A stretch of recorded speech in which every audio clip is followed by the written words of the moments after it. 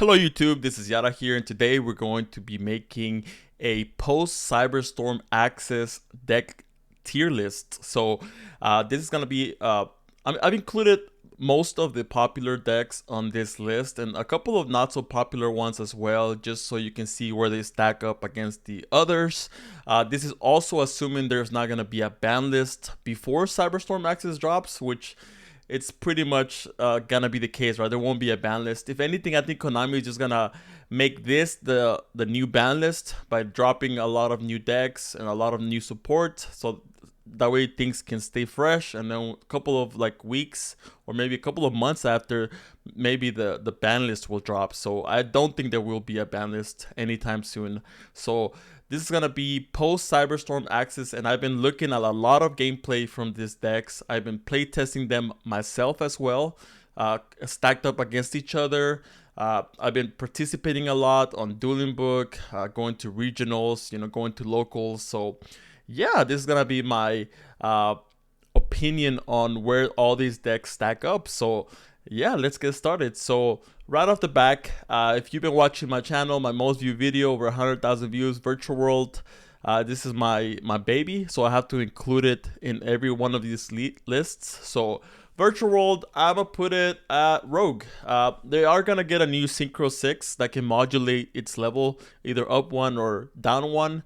So they have easy ways to make Baron now, but the fact that they don't have any one card starters kind of hurts the deck. So if you're planning to play this deck, I think you should probably stick to the Brave stuff, because yeah, you kind of need a little bit more consistency. And with the Brave stuff, you can pitch your Qinglong from hand, so that means you don't have to run Foolish Burial Goods. So that's one of the upsides from it. But Virtual World, I think it's Rogue at the moment. Ninjas, another one of my kids. I made a tutorial with this where I was wearing like the Naruto headband, and I've been playing it a lot, and it loses to most matchups. The only favorable matchup was like either link-based decks like Rika or maybe like Kastira, but if it's not going up against one of those decks, then, and if he doesn't win the die roll, then it's more than likely gonna end up losing. So I'm gonna put this at Bro. Honestly, like they need more support. They need a couple more fusions, maybe like a Searcher that's not Rhoda would be kind of nice. But come on, Konami, Ninjas needs, the Hidden Village needs your support, Konami. Come on. Now we're gonna be talking about Sprite and all its popular variants. So there's the Melfi Sprite. There's the Tri Brigade Sprite, and also the Live Twin Sprite. So yeah, let's see how they stack up. First of all, this is with the small Melfi package that allows you to make Herald Dark Light during your opponent's turn. I think this is gonna be the popular one. This one did win a European YCS that had like thousands of players, so I believe that this variant of Sprite will still be dominant. It is a powerhouse. Honestly, you can run a lot of non-engine. Having starter that can play around Droll, right? You activate it in the draw phase, they can Droll you.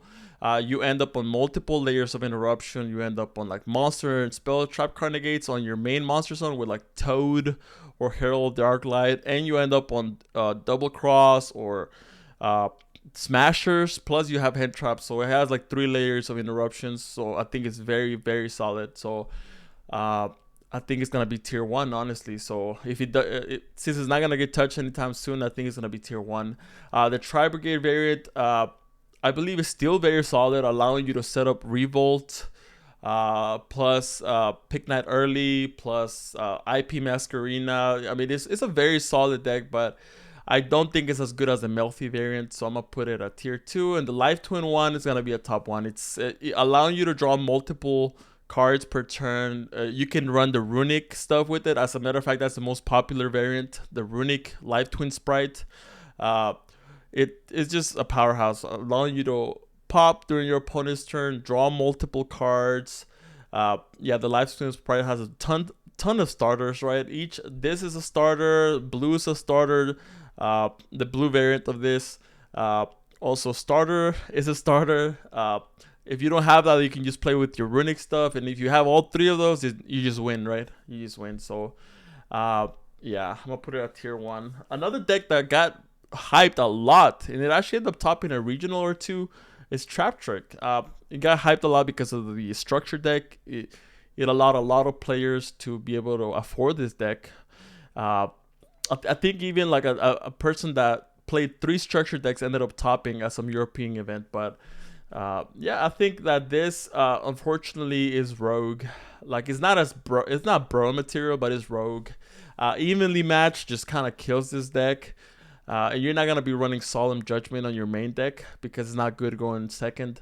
So everybody and their dog is running evenly matched in the main deck. So you have to expect it. So uh, yeah, this gets cooked by evenly matched. A lot of people are running Feather Duster and Lightning Storms in the main deck. Yeah, so I think it's just rogue. We have Rika Sonavilon. This deck is good. Has a couple of one card starters. Can end up on like back row interruption, monsters interruptions. Can run a lot of hand traps as well. I think it's a solid deck. I think it's gonna be yeah, right there, a top two for sure. Tier two. I mean, tier two. I think it's a very solid deck. Uh, yeah. So now we have the Plunder Patrol. I've seen a lot of variants of Plunder Patrol, so it's just kind of like putting them all together. I've seen Runic Plunder Patrol. I've seen Brave Plunder Patrol. I've seen pretty much pure Plunder Patrol. Just like Control Plunder Patrol with like floodgates and stuff like that. But I unfortunately I feel like this deck needs. I mean, they got Yorn recently. But it's still like you basically have to draw a combo plus like a floodgate for it to be good. Like you have to draw like Rivalry or Ghost in Match or something like that. That way you can give them the token and you lock them. But that means you have to like draw into a card that's not searchable, right? So I don't think that counts. A lot of decks are good in that aspect. You know, if you draw like an unsearchable card plus combo. So I think this is rogue. I think this is just rogue. Now we have one of the new decks. I mean, it's already a deck now, but it's not as good as it's going to be post Cyberstorm Access. This deck is a powerhouse. Has a lot of one card starters. All the quick spells allowing you to special summon from deck. Very strong. Then you can set up a basically invulnerable monster that allows you to draw multiple cards during your opponent's turn. I mean, this deck will be a powerhouse. Plus, the biggest upside of this deck is like that you can make Zeus multiple ways, either by going into the Lyrilisk XYZ or just by going into the Pearly XYZs. This deck is a powerhouse, so I think that a lot of people are getting ready to face this deck. It's not gonna be a joke. So hope you guys purchase your cards before they spiked up in price, because right now they're so expensive. But yeah, now we come back to the main boss right now. That's Kashtira. This is by no means. It was by no means tier 0. Even though it had the most representation in Top Cut, it was not tier 0 because it loses to a lot of matchups that it shouldn't lose to, right? Because it loses to a lot of side deck stuff. So Kashtira is a powerhouse. A couple of one card starters plus the ability to lock all your either monster zones or spell and trap card zones is pretty crazy. In the last YCS, everybody was going for the 5-lock combo. They didn't care about Nibiru, which I think is the way that it should be played. Because if you're gonna play an FTK deck, you have to go for the FTK, right? Like, why would you opt to go into like something that's weaker? It just doesn't make sense. You have to go for the best way to win. And if they had the Nibiru, they had it, right? But if they didn't, they just lost. So Kashtira is a powerhouse. I still think it's gonna be dominating once the new decks come out. I think it's still gonna be a powerhouse. They're just gonna have to change up the staples that they run, the non-engine that they run to combat some of the popular decks. So yeah, it's gonna be a powerhouse. So tier 1 for sure. So now we go into another deck that it's on everybody's mind. This is like the boogeyman. Everybody is talking about like what's the best side deck card against a super heavy samurai. And if you guys want me to make a video talking about what the best side deck cards are for the top decks of the upcoming format, then put it on the comments below and I'll make a video like just kind of like saying what the best side deck cards are. But super heavy samurai is a powerhouse. So multiple one card starters. They can run a lot of non-engine, like 18 plus cards that are non-engine. That means that you can run stuff like Ash Blossom, Droll, Gamma. You know that when you do lose the die roll, then it kind of reminds me a lot of prank kits back in the day, where they would draw like one prank kit name plus 4 non-engine cards, and you just couldn't beat them like that. So it's a very, very strong deck. So I think it's gonna be second in line next to Kastira. These two are gonna be like the top 2 decks that you gotta watch out for. Like this decks are gonna be pretty insane. Like being able to set up the monster that makes it so your opponent cannot activate spell cards. It's kind of insane. Or they could go for Exterio. They can summon out Exterio, so you can't use spell or trap cards against them because they'll just negate them. Yeah, this can end up on multiple interruptions. And they also have an FTK just to round everything up. They have an actual FTK, which I don't know if will be popular, but they can. If you don't have any hit traps, they might just FTK you. Like you're not gonna get another turn. So now this deck is gonna be crazy. So now we're gonna go to Labyrinth. Labyrinth started out very hyped. A lot of people started sliding in a lot of back removal, evenly matches, dusters, and everything. So after that, it kind of started going down. Then the Labyrinth players were forced to switch into like the furniture build. So they're able to like not rely a lot on their back row, because if you rely a lot on your back row, you're just gonna get blown out. So then they switched over to the furniture version, where they can just pitch and set from deck. Or it allows them to activate a trap card on that same turn as well. So they switched over to that, and I think that's being a lot more popular now, and I think that's the way to play the deck at the moment. But I don't think it competes against the top decks anymore.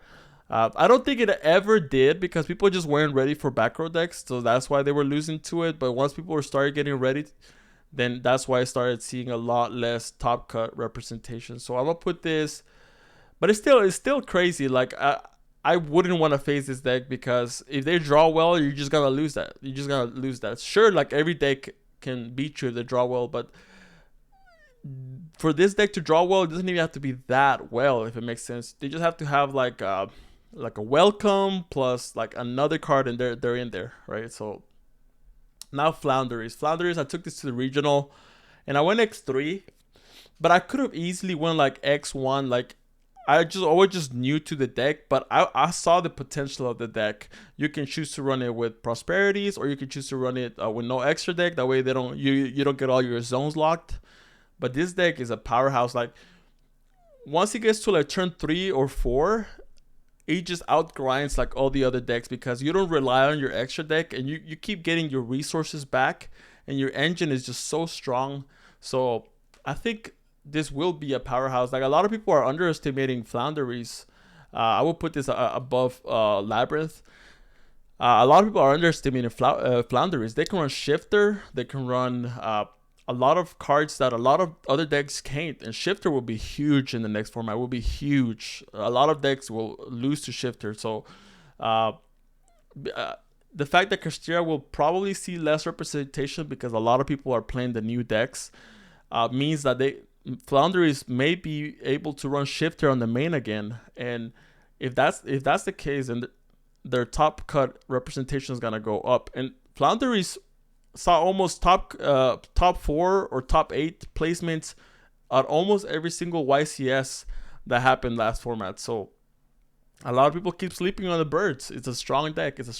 So Sky Striker, we're gonna put it in bro. I've actually tried it with the with the triple tactic thrust, with the mind control, with the change of hearts, with everything.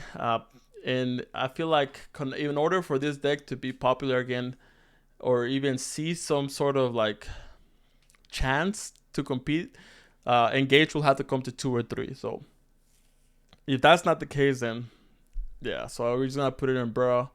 Naturia, Runic Naturia made a lot of top final.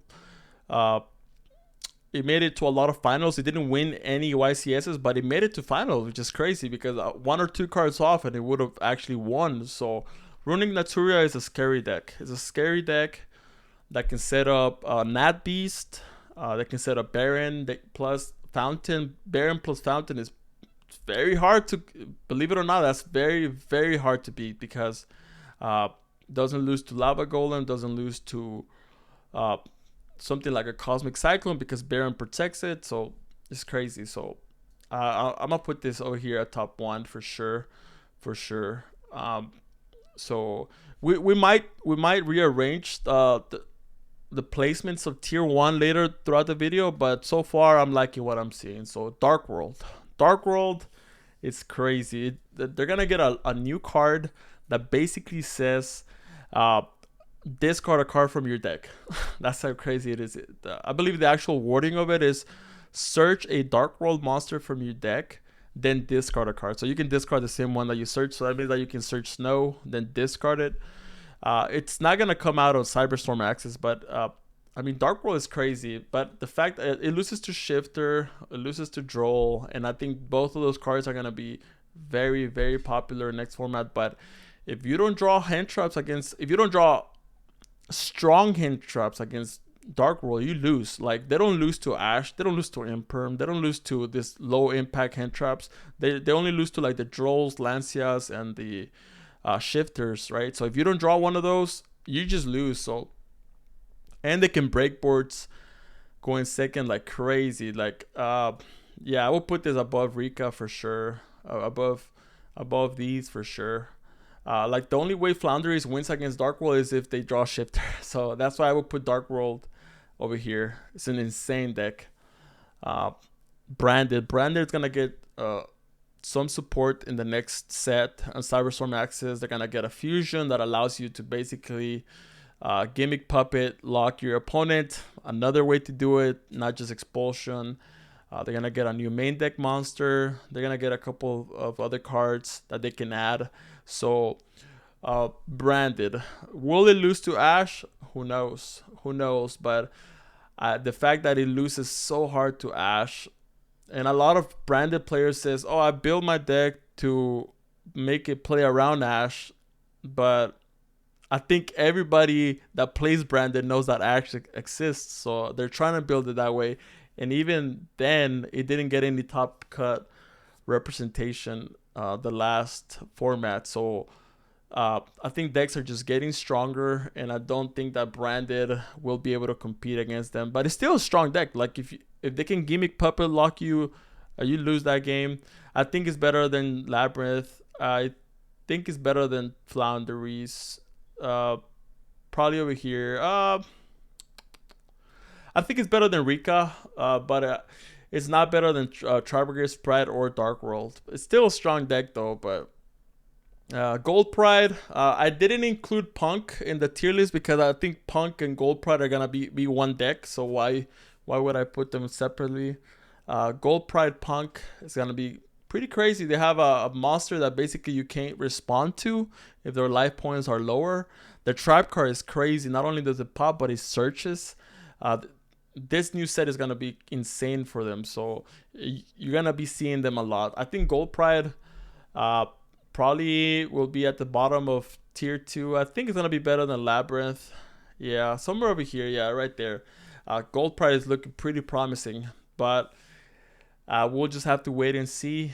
This is where I will put it right now. So now we're going to put Salamangreat. Salamangreat is basically a Nibiru token turbo, right? I play this deck. I have this deck. I've made guides on it on Master Duel and on the TCG. And Nibiru token turbo, right? It's basically like a worse math mech. I'll put it on bro. If you're gonna play this, why don't you just play Mathmic, right? So tier limit. Tier limit, I believe, is still crazy. It's still crazy. I mean, I played this deck online. Uh, the only bad matchup right now is against Kastira because, uh, I mean, you having a macrocosmos is pretty hard to get over. Uh, but aside from that, since a lot of people are going to be playing other decks that are not macrocosmos, tier limit will, I believe, will go up in the rankings. A lot of people ended up topping regionals and YCSs with tier limit on a Kastira dominated format. So now that Kastira will have a lot more competition, it won't just be all Kastira. I think tier limit will go up. I think that tier limit is pretty good, pretty good. So I'll put this. Kastira is better than branded, yeah. Better than Tri-Brigade Sprite, probably not. So I'll put it over here. I mean, tier limit. It's just one of those decks that I counted the amount of cards that got hit on the list, and I think it was something around like 18 cards of got put on the ban list when they got killed. Like we're talking about like 2 Mudora, 2 Keldo, 2 Agito, 2 Havness. It was something like around Instant Fusion got taken out because now you can no longer run Kit Kalos, so a lot of tier limit players are not running that. So that's basically another card that got taken out. And even then, like Konami hates his deck, and even then he's still topping. Like this deck is just one of those decks that Konami has to heavily monitor because it can get out of hand like so fast. Drytron. Drytron. I mean, Droll is gonna be very popular next format, and Drytron loses to Droll, which means that a lot of most of them run Herald of the Orange Light. Herald will have to be.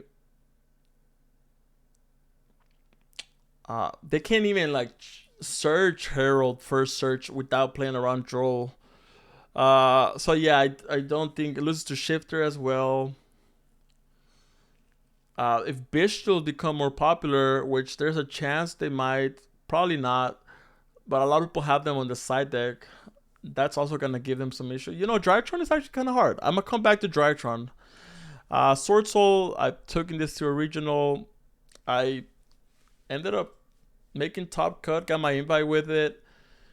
I won a locals with it as well. Deck is solid. Could play a lot of non-engine. The 10 years are pretty good, right? Allowing you to special summon from deck, or allowing you to keep extending, allowing you to play around Nibiru as well. I just think the deck is fair, and I don't think being fair is gonna be a good thing next format, right? If that makes sense. Like I don't think the deck is fair. So I mean, I do think the deck is fair, which is a bad thing, right? They don't do anything that's like, whoa, that should be banned. No, the only thing that they did that was unfair was Protoss, and Protoss is banned. So I'm gonna put it probably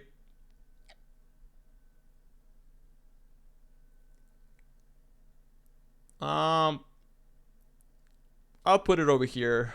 Yeah, as much as I hate to put Source Hole there, you know, I don't think it's gonna be the wave going forward.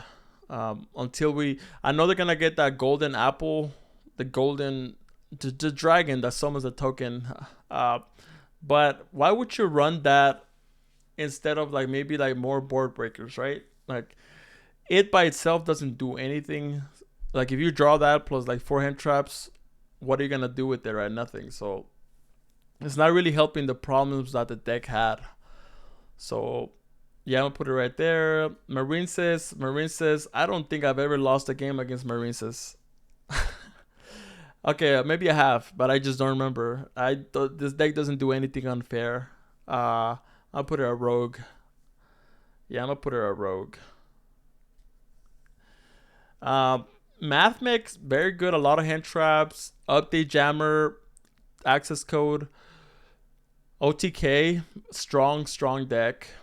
Made it to a lot of top cut past format.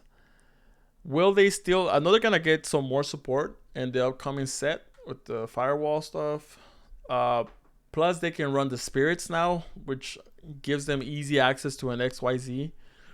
So they're gonna get a couple more things. So I think Mathmech honestly has to be over here. Like it's a strong deck. The fact that it's already strong now, plus they're getting more support. They're also getting a new link, which can be a negate. Yeah, I think Mathmech belongs over here. So Dragon Link, Bestial, Dragon Link, they're getting a new synchro. Don't remember the name of it though, but it can negate by returning something that's banished. It can also special summon from the banish zone. So it's like a little mini chaos creator, or even a better chaos creator, because it's in the extra deck. Dragon Link is looking promising. It's looking promising.